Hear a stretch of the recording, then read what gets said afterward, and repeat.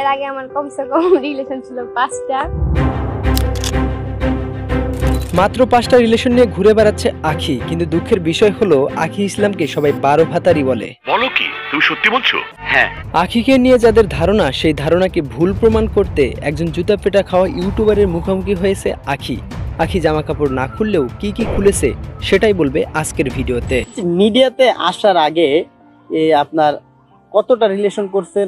প্রথমেই পরিচয় দেয় এই বান্দারে। একে একজন ফালতু জুতা পেটা খাওয়া ইউটিউবার বলতে পারেন। এর কিছু কিছু সাক্ষাৎকার নেওয়া আমি দেখেছি, যেখানে তাকে কি কি ফেস করতে হয়েছে সেটাও আমি জানি। যাই হোক, একে নিয়ে অন্য কোনোদিন কথা বলা যাবে। আমরা এবার আখির কাছে যাই।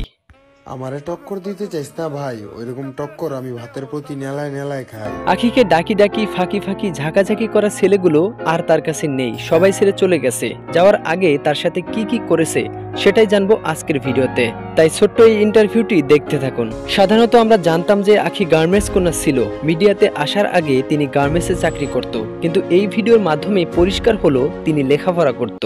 কোন স্কুলে পড়ছি বা কোন ক্লাসে পড়ছি বা কোন এলাকায় ছিলাম তারা তো আমাকে চিনে, তাই না?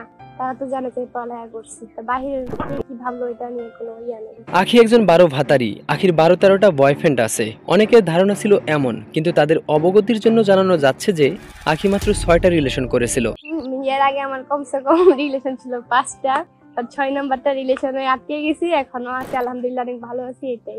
এখন যারা তাকে 12 ভাতারি বলে থাকে, আশা করছি এই ভিডিও দেখার পর অন্তত আর তাকে 12 ভাতারি বলবে না, তবে হাফ 12 ভাতারি বলতে পারেন, কেননা তার বর্তমান রিলেশনের সংখ্যা 6টা।